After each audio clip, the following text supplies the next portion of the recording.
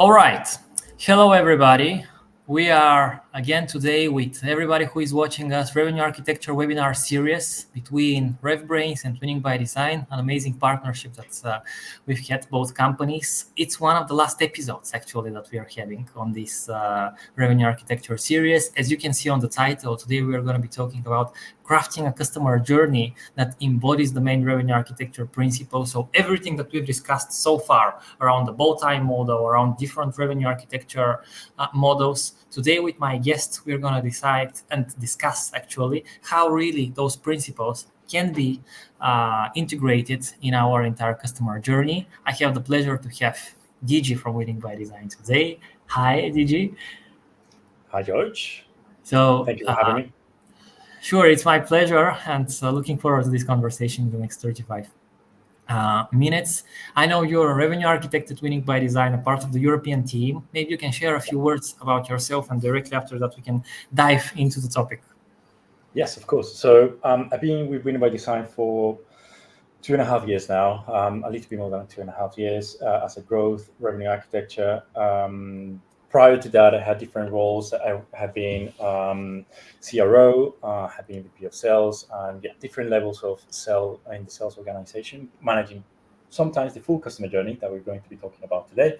I also created a couple of companies in the past, so a lot of experience in that front. And today I'm very excited as well because customer journey is one of my focuses as well at Winning by Design, knowing that it can generate a lot of value for our customers and clients. So yes, excited about this.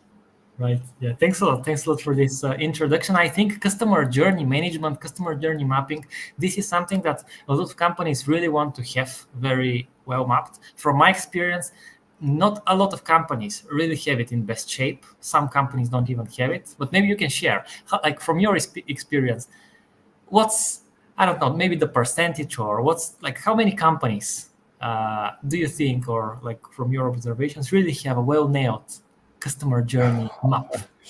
Gosh, if I had to answer that question fully honestly, from at least based on my experience as a consultant and also as an operator, it's a very, very small amount of companies that have actually been able to craft the right customer journey, in particular because the main challenge comes from the alignment of the different teams. So depending on who owns the customer journey, and often is the marketing team, you're missing a lot of the critical information that other teams would add to the picture. So just to summarize my answer, as long as the teams are not aligned, it's hardly going to, that company is hardly going to have a very well-crafted customer journey. Yeah, exactly. I was about to ask you, why do you think it's so few companies that really have nailed that? And maybe the other thing that I would ask you here, who do you think, if there is a singular answer, who do you think should be the owner of the customer journey? So the CRO role has been created, I think, about a decade ago, in particular because there was a need for that. There was a need from one owner that was able to oversee the full customer journey. So if anyone needs to own it as the CRO, if there's not a CRO, the CEO, but at least someone at C-level that has the full view, corporate view on how a customer is interacting with that company from the moment that we are raising awareness up until the moment that we're retaining them and expanding them as well.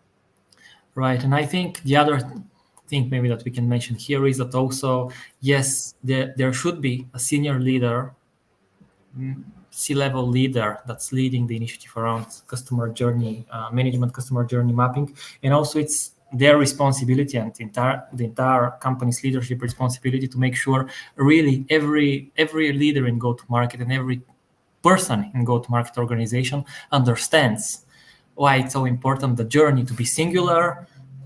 There shouldn't be 3 separate journeys, one owned by marketing, another one owned by sales, third one owned by success. But it's also a mindset shift sometimes, right? That a company needs to have.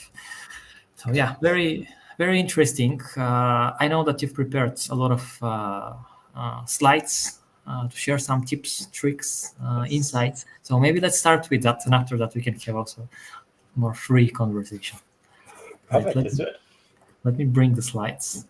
So yeah. Excellent. So Yes, this is quite a bit of slides. Hopefully, it's not going to be too boring. I will try to make it as engaging as possible. So let's start with trying to answer the question, how to craft a customer journey map based on the revenue architecture principles. Probably a few of you in the audience have been following the series and the different episodes, so you might be already familiar with some of the concepts that I'm going to be presenting today.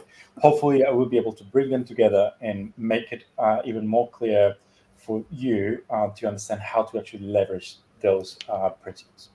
So, quick introduction of Winning by Design, also just in case for the new additions in our audience. If you have not heard of Winning by Design, we are a consulting and training company that helps recurring revenue businesses apply and operate a standard operating model in scientific frameworks to ensure that these companies will be able to deliver recurring impact. Because for us, the first principle of recurring revenue is delivering recurring impact.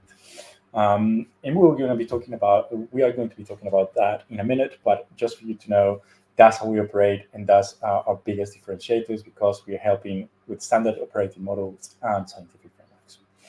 Okay, so the items for today. I have three main principles on how to build a customer journey. These principles are based, as we have said, in the revenue architecture frameworks in models. The first that we're going to be talking about is the bow tie, because that's the one that is going to give us the backbone for the customer journey. Then once we have that backbone, we're going to be talking about how to align the different pieces in that backbone. So we can actually call it the vertebra. And finally, how we are actually going to navigate, having that alignment in the backbone, how we're going to navigate or help the customer navigate the different stages to deliver a very smooth customer experience and ultimately a very smooth customer journey. So let's start with the first one, the bow tie. So as I said, probably a few of you that have been following the series, you already know what this is. For the new ones, hopefully I will be able to give you a good background. And for that, I will start with the classical sales funnel. And probably for a lot of you in the audience, this is actually the representation of a customer journey. For you, whenever you hear customer journey, you immediately imagine a funnel in which you have at the top of the funnel prospects of people that are not aware of your product. And then at the end of the funnel, at the bottom, you have people that have bought the product. It is a funnel because at the top we have a lot of people, and the more we progress through the journey or through the funnel, we are losing people towards the sides until we get a smaller amount that are actually becoming customers. There's a challenge with this approach with this sales funnel for representing a customer journey. The reality is that the majority of the companies out there, in particular the companies that want to generate recurring revenue or reoccurring revenue, meaning that they want the customer to not only pay once for the product, but pay repeatedly, the really big growth engine normally happens outside of the purview of this funnel, meaning that we're not expecting our customers to come to us once and just give us the money once for in return of a product only to use it one time. We're expecting them to use it recurrently. We're expecting them to stay with us to get the value that we are offering to them in a recurrent basis. So in that case, we will need to tip the funnel on its side and expand towards what happens after the first signature. This is where a lot of companies have created the customer success side, which is once we get the first signature, we're expanding towards all the different activities that we are securing with our customers for them to be successful. So we're connecting the second part. We also make it a funnel because onboarding is the first stage after we get the new clients, but we expect that after that, we're going to retain them and they're going to continue growing with us in terms of revenue. That's why it's also an embedded funnel.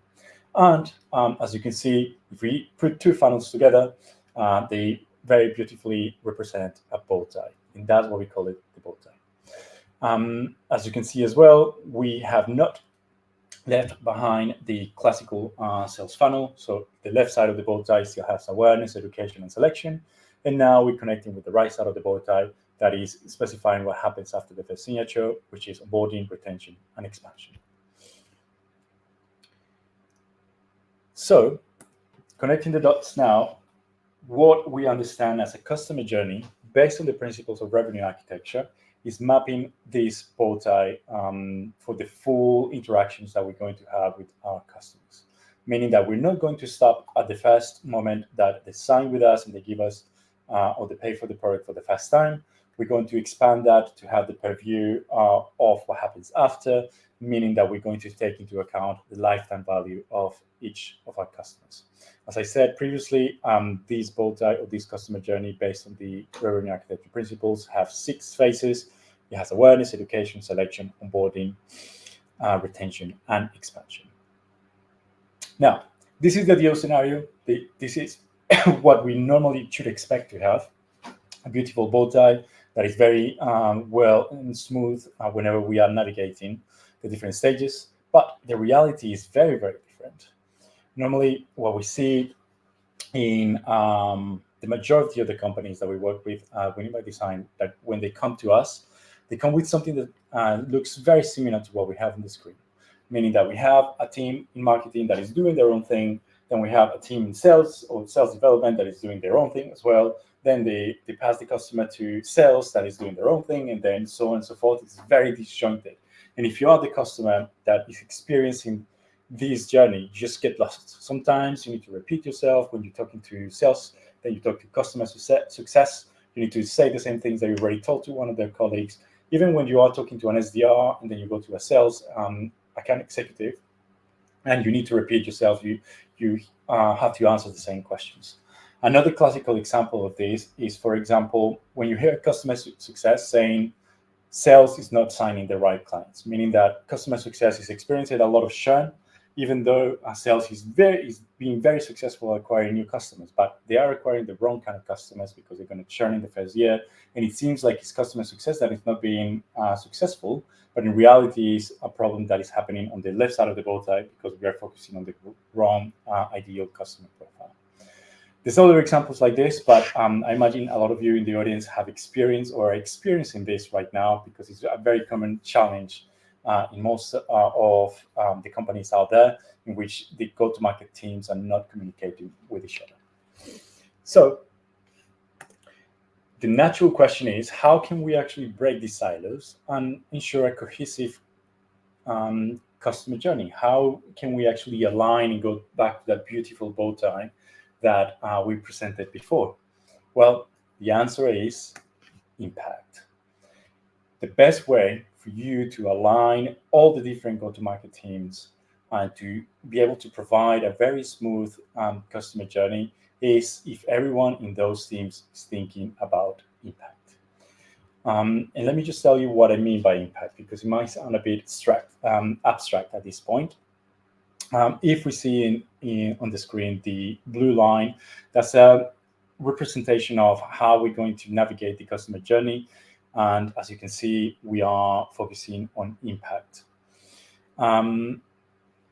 A different way of thinking about impact, just for me to be more specific. Let's start by dividing the bow tie in two, the left side and the right side. So whenever we are engaging a customer on the left side, we are promising some impact. We're promising them that something of value is going to happen if they sign with us, if they actually start using our product. However, as we said before, that shouldn't stop there. It shouldn't stop at the promise. It should continue to realize that impact. That's what happens after the signature. That's what happens after the customer starts using the product. So left side, we promise impact. Right side, we realize that impact. If we go even into more detail about the impact in itself, starting with the end goal, which is delivering recurring impact, because if we deliver recurring impact, the customers are going to renew with us, they're going to continue using our product, they're going to continue seeing the value, so that's going to generate recurring revenue for us. So we start with the end goal, we're going to deliver recurring impact. That normally happens between retention and expansion. If we work backwards in terms of impact, what happens before that is that we need to secure at least the first impact, the first moment in which the customer goes, aha, now I understand what I was being told by the sales team, and I can actually see or even perceive, get the return of investment that I was promised, at least for the first time. And I'm expecting to receive this several or in a recurring manner. Before that, what happens is we go into the commit. So at that point, it's a mutual commitment, meaning that after all the conversations that we had with them, both the seller and the buyer committed to what we're going to deliver as impact. So before we get to the first impact. Before that, the buyer is buying on the promise, as we said, of impact. Before that, we are helping them prioritize the impact that our product is going to deliver. Because in SaaS, or let's say in the world of recurring revenue, we don't necessarily have a challenge with return of investments. There's thousands of products out there that have very well crafted return of investment models and calculators. But the reality is that a lot of these companies, a lot of the potential customers for these SaaS companies have problems, and they are fine with that. Like for them, the status quo is fine. Sometimes they know they're bleeding, but they're not going to die from that wound, so they don't care or they don't feel the pain. That's why sometimes we need to help them prioritize that pain, meaning the impact that solving that pain is going to have, because like that, they're going to select us and then they will buy on that impact. And before that, we need to help them discover that impact. So we're going to qualify them based on the impact that we deliver. And before that, they are completely unaware of the impact yet, and we will help them to get to that awareness that is needed for them to engage in a conversation with us. So just to reiterate, impact is the constant across the full customer journey. If you're able to create a customer journey answering the questions that we have on the screen from 1 to 7, you already will be able to craft a very, very powerful customer journey. Why? Because if you're able to answer the question, how are we going to deliver recurring impact? How are we going to get our customers to face impact? How are we going to get them to commit to impact? How are we going to get them to prioritize impact? And so on and so forth. You already will have a very, very, very strong. Then you can go into details, how you're going to present that information, the different stages, exit criteria, key actions, and all that. But the first step is to answer those questions. How are you going to achieve those different steps throughout the customer journey? So, as I said, just to reiterate, we are going to align the full customer journey. So how we're going to break the silos that we saw before, that disjointed customer journey, is by aligning all the teams in impact. However, this doesn't happen, and we already mentioned it. Some disjointed processes sometimes, and even different frameworks and different things that different teams use. For instance, it's not uncommon to see a marketing team that is focused on account-based marketing. Then we go into sales and we're using Medic. And then there's a handoff in onboarding and they're using other processes, but they're not talking about the impact, and they're not aligning everyone in the different teams to be able to deliver that customer journey in a smooth way. So how can we address that? Well, according to the principles of revenue architecture, the best way to address that is to use a common language. Use something that everyone understands. And when I say everyone, is from marketing, sales development, sales, customer success, account management, TAMs, sales engineers, everyone that is customer facing in the go-to-market teams, using the same language. This is key because, for instance, whenever we have a handoff from an SDR to an AE, if you're talking the same language, instead of talking band and then medic, but you're talking the same things, it's going to be a lot smoother for that AE to pick up the information, and they will not have to ask the same questions because they already have the information that they need. And that's already giving a very good customer experience, because again, if you need to repeat yourself whenever you are engaging with a seller, that's already creating a lot of friction in that customer journey. So what is this common language? Probably a few of you already heard of it. For the new people in the audience, we at Winning by Design recommend to use a framework that is called SPICED. So SPICED is an acronym that stands for Situation, Pain, Impact, Critical Event, and decision. So situation is normally information that is very factual, things that are not going to change in the near future. It's also based on firmographics, for instance, like where these companies are based, what kind of languages they speak, how big they are, revenue, so on and so forth. Then pain is also known as challenges sometimes, things that they are experiencing that are painful. Sometimes the pain is not big enough, and that's why we need sometimes to prioritize on impact. But these challenges that these companies are going through or experiencing. Then impact in this case could be positive or negative. Normally, the best way of thinking about impact is if I don't address my pain, what are going to be the consequences? And if I address my pain, what are going to be the consequences? So that's why it's positive or negative, depending on what actions you take. And then critical event is the moment in which that negative impact becomes a reality. So the example that I normally give my clients to explain pain, impact, and critical event is, for instance, imagine that you have a cut in your body. And you can have a small cut in a finger, and you're bleeding a bit. So you have a pain because you have a cut. The impact is that you're bleeding, not too much, but you see a bleeding. And the critical event is probably nothing because you know that the cut in itself is going to disappear in a few days. Maybe it's going to be a bit uncomfortable, but nothing is going to happen. Now imagine that you have a huge cut in your belly. It's the same pain in a way because it's a cut, but it's in your belly. You're bleeding a lot more, so the impact is that you have a lot more blood coming out of your body. And the critical event is that if you don't go to the hospital, you're going to die in 3 hours. That's the difference as well in terms of how big the pain is, the consequences, which is impact, and then the critical event when you need to take action before something really bad happens to you. And finally, decision normally is divided in two. Decision criteria, so how am I going to select the right provider for me? And then decision process, and this is very, very relevant, in particular for complex sales in which 20 people can be involved. Sometimes decision in a transactional sale is simply you're talking to the right person, they see the impact and they say yes. So that also varies depending on the product and the annual contract value that you ask them. The advantage of the SPICE, as you can see, the screen is that it's sequential, so you don't need to jump from the bottom and then go up and then down again. No, the order of uncovering information is sequential. You start with situation information, then you go into pain, you go into the consequences of the pain, which is the impact, then into the moment in which the negative impact is going to be a reality, which is the critical event, and finally, how you're going to make a decision. It is customer-centric because it's forcing you to think about the pains and the impacts of that pain. It's not focused on, my features, my product. No, it's thinking, okay, this is the pain that my customer has, and these are the consequences that they're going to have. It's causal, meaning that, as I was explaining, the impact is the consequence of pain, and critical event is when the negative impact becomes a reality, and so on and so forth. And finally, the decision is the outcome of the framework.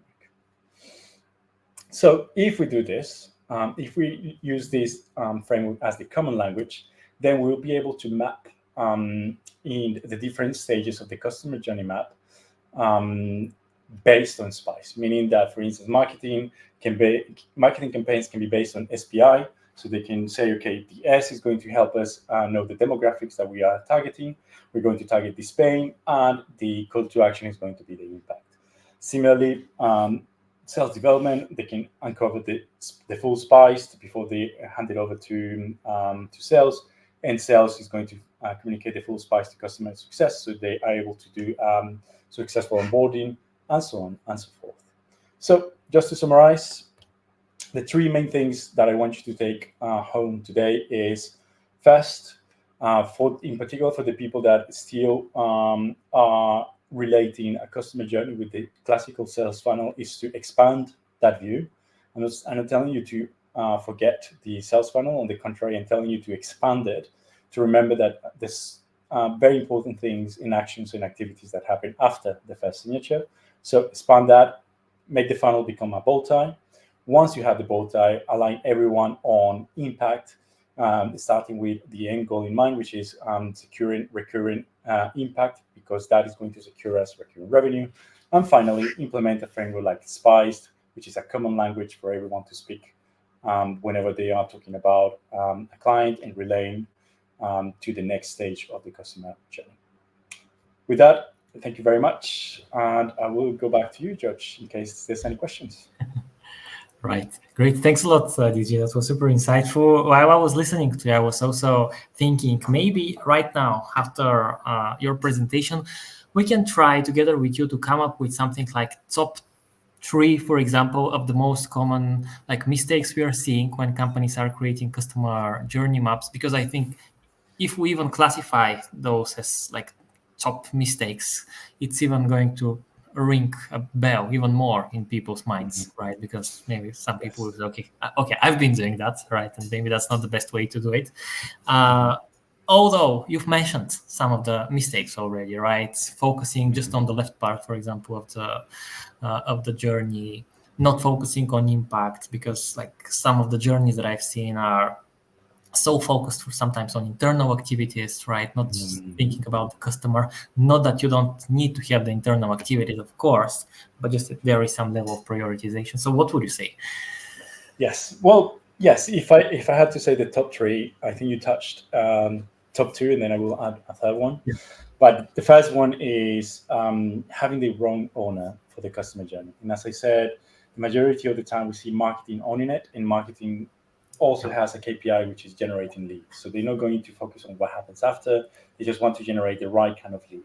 So in this case, the first mistake is not including other teams.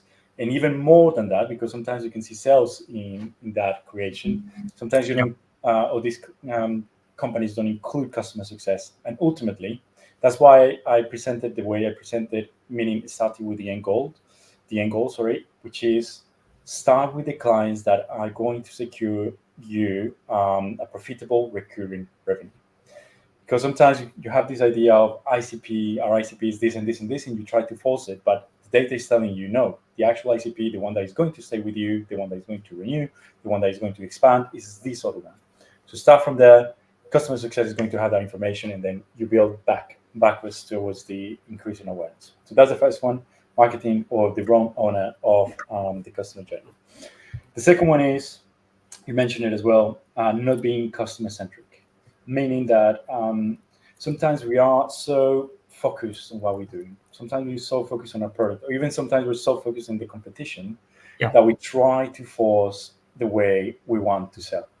So sometimes we think our customers need to watch the demo. Like that's absolutely what they need to do, because the demo, they're going to have the impression that our product is the best, blah, blah, blah. But in reality, your customers don't care about the demo. Like they already see the impact and they say, this is more than enough for me, I'm going to buy it. Or they can even go the other way, which is demo is not enough. I need to do a proof of concept. And if you don't do a proof of concept, I will never buy from you. So second mistake, trying to force the way you want to sell. Never works. You need to meet your customers where they are. Meaning that when you're crafting a customer journey, you're crafting the way the customers buy, not the way you sell. That's very, very important. And finally, which is related to the first part as well, is using different languages for different teams. For instance, the classic one is BANT for self-development and MEDIC for sales. If, for instance, you say budget becomes metrics, or does it become something else? And then authority, is it economic buyer, or is it something else? So having that disjointed languages is very hard to manage as well in a CRM, because the SDRs are going to be filling that information in certain fields, but then they need to be translated into other fields for the sales team, and it just becomes a mess, because then the sales team also needs to translate that to customer success. And sometimes, given that it's so disparate, they just create an external document, a Word document, and they just sell the information like that, and it's not standard at all. It becomes a mess. Yeah, and also, I mean, it takes more time, right, for people, like when there is more than one methodology, for people really, like it's additional energy for someone from success to understand how, for example, sales has mapped all the details around this customer. It makes onboarding of new people harder. So again, more energy that you can put in customer development and customer relationship otherwise, right? Exactly. Yeah, just want to get back to the first point that you mentioned. I wrote something here.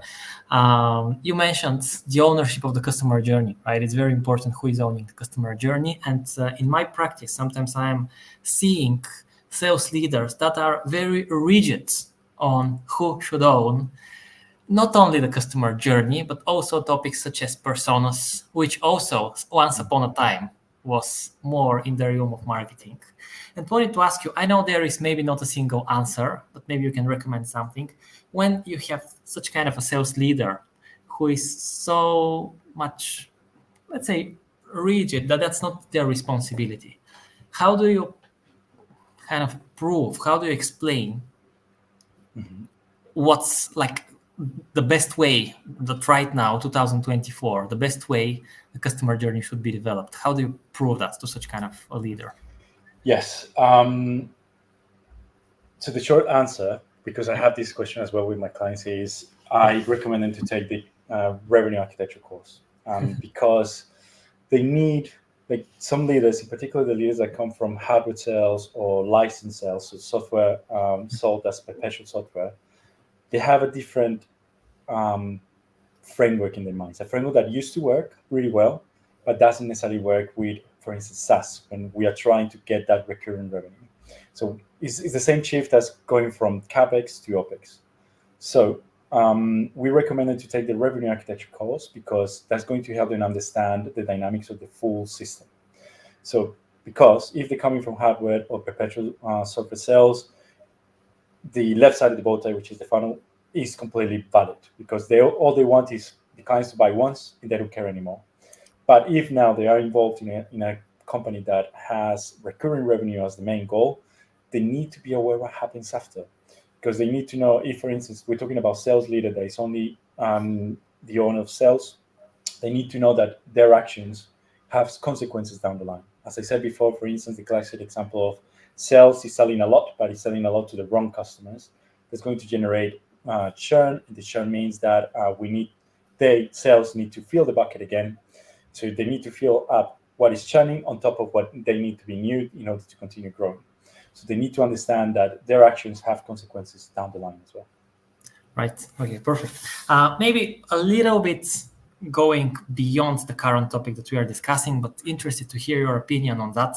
I think in the conversation that we've had preparing for this webinar, we discussed together with you the evolution of the CRO role, right? This is still gaining more and more popularity. Not that it's a very new role. I think it's been here for like 10 years already, something like this, but it's getting more and more popular in the past few years. One of the most common probably approaches when hiring a CRO is to ensure that sales, marketing, success, everybody's reporting to the CRO. Some people, like, of course, it very much depends on the structure of the company, of the go-to-market of the company, whether that's really the right approach. Sometimes there are still, like, I've heard recently even some, like, industry influencers mentioning that still the CRO can focus on the left part of the bow tie because someone needs to care very much about the acquisition, and then you need to have a chief customer officer working on expansion part of it. Mm-hmm. Then the CMO takes some role there as well. What's your point on that? Because we have a lot of people that are listening to us that are at the point of building their organizational structure. They're at around Series A, Series B. This is the best place maybe you can be in the entire company's life when you have the chance to strike this organizational structure in the right way. So what would be your recommendation here? Yes. I'm just laughing because if you haven't noticed, I'm a firm believer on revenue architecture. Inside out, I think is the best approach. That's why I'm working with Win by Design, because I fully believe that it's the right way of operating recurring revenue businesses. I'm bringing it up again because in revenue architecture, there's one model that is called the growth model. Normally, the growth model represents how a company normally grows from the moment they are a startup up until the moment they become an enterprise or mature company, and the different steps or milestones that they need to hit in order to secure that they're growing at the right pace and with the right tools. Because otherwise, you're going to generate go-to-market debt, meaning at one point it's going to become unsustainable. You need to go back, or you're going to need to do a down round or sell the company for less. Basically, it becomes a mess. So going back to the CRO, CCO, CMO conversation, I'm not going to say fanatically, you only need to have one leader, and so you don't need CCO, CMOs. No, the three roles can work as long as, and this is the big caveat, as long as all of the three leaders understand the full system. So if they understand the full customer journey, so the bow tie, in how, for instance, the CMO's actions is going to influence the CSO or CRO, because sometimes CRO is only sales, and then CCO, which is customer success. If they understand that, and they have also KPIs and the main incentives based as well on the consequences of that, then it's fine. However, I do advocate for one person owning the full customer journey because it's easier. As long as the person has an understanding, a deep understanding of the full system. Because yes, as you're saying, if we have a sales person background meaning the background is in sales, and we put them as a CRO, they're going to do what they are comfortable doing, which is acquiring new logo all the time. But again, if they don't have that full understanding of what happens on acquiring new logo, then they're going to have a challenge once they start saturating the total addressable market, and they need to know that at the moment they need to shift into expanding the current customer base, because the growth is not going to be exponential for all infinity, just acquiring new logos. At one point, you need to also have a strategy on how you're going to expand the revenue based on the customers that you already have. So that's the big caveat. If you put one person owning the full customer journey, they need to understand the full customer journey. That's the main thing. Right. Perfect. Great answer. Thanks for that. We were also discussing, you've mentioned Spiced several times. This is winning. I think this methodology has been created by Winning by Design back in time. Yeah. And I'm sure as you are teaching this methodology to many go-to-market leaders, sometimes you're transitioning from another methodology to Spiced. You know very well, better than me, the different objections that come with that. Okay, why should I now go from Medic or MedPeak, for example, to Spiced? Can't we use some kind of combination of those best practices that you are recommending and staying with our old methodology, because we have 100 people already that are using it and they've used those in their previous job and in the previous job and so on. So what would you say here? Where is kind of the boundary in order really to be aligned with all the recurring revenue trends, with the principles, the basic principles of how a recurring revenue machine operates, and the place of Spiced or another methodology maybe? Yes. So first, this is not going to answer the question directly, but it's a context answer first. I have yet to see a company that is very successful at following one methodology. I'm not saying it doesn't exist. In some companies are good. Particularly, I think sales developments tend to be the best following a methodology, particularly when it's banned, because it's very simple and it's very easy to train people to actually uncover banned. Medic on paper looks amazing. I have yet to see an organization, a sales organization, that actually follows to the T. Very hard. So usually when a company comes to us at Winning by Design, they say, oh yeah, we had a Sandler training or Medic training 2 years ago. No one uses it. It's in the CRM. No one is actually talking about it. So that's the first caveat. But now let's say for whatever reason they're actually following it and they're being very successful at it. That's already a good sign that people can follow a methodology. So if that's the case, and if the change management aspect is going to be very challenging to take, for instance, the sales team from Medic to something else, then the best next thing to do is to try to translate the best way possible those items of the Medic or the Sandler or spin selling, anything that they're using, into the different or other teams in the go-to-market customer journey. Meaning, for instance, if we're talking metrics for Medic, what does it actually mean for marketing? How can marketing leverage that information when they are creating marketing campaign? If we're talking metrics for customer success, how are we going to leverage that information whenever we are onboarding or whenever we are retaining our customers? So that's the best way. Just translate that into what it means for the other teams. And if it's crystal clear, then you will be able to have a common language, which is ultimately the goal of that kind of frameworks. Right. Great. And as I see, we are almost at time. Maybe one last thing to ask you. I guess a lot of people that are watching us that are either thinking of changing, optimizing their journey, or we also have some founders of smaller companies that are about to drive such an initiative around planning their customer journey. Can you give maybe a few practical tips around how do you start? Like, maybe not asking you directly for a template, but what should you include in such kind of documents where you are organizing your customer journey? Yes. So two parts to that question. Yeah. The first one is where to get the information, and then what kind of information. Where to get the information, depending on your size, you have two sources of information. You have field knowledge, so people that are actually selling, and then you have the CRM, so documented information on sales that have been done. If you're a founder that is just starting or is below 1 million revenue, you probably have that knowledge and you know it inside out, so you probably don't need too much. But if you're already bigger and you have a sales team, sometimes it's good to run a workshop with the field just to get that knowledge and then also do it in the CRM. So that's where you're getting the data. Now, what kind of information to field as a minimum and to make it customer centric? I normally recommend three main categories for each stage of the bow tie. The first one is the goal, and make the goal very customer centric in the sense of what's the mindset that we want them to have in this stage.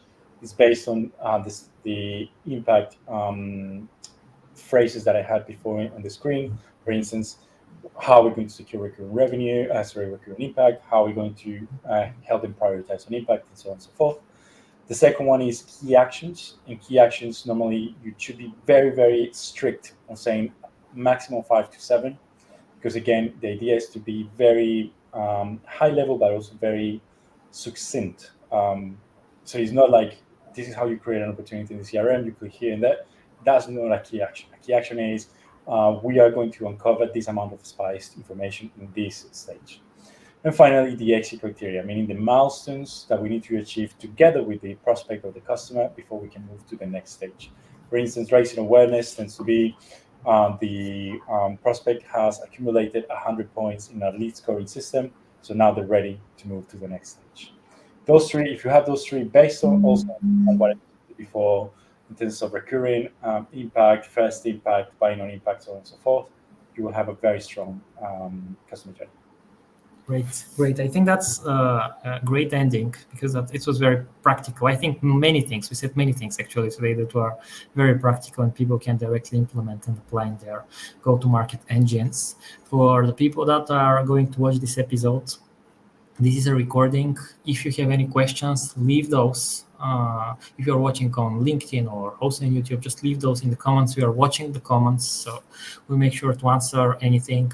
Also, we'll put a link to the book that recently Jaco, the founder of Winning by Design, wrote. It's a great book on revenue architecture, like the Bible of go-to-market and revenue architecture, 500 plus pages. Yeah, are you going to show it? Yes, there it is. Yeah, here it is. Very thick, as you can see.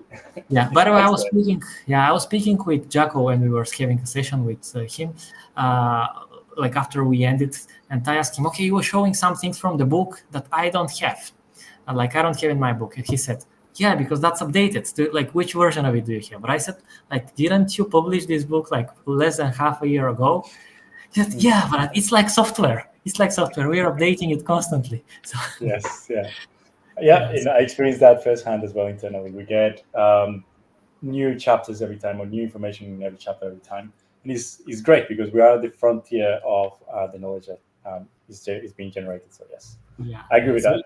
It evolves so fast.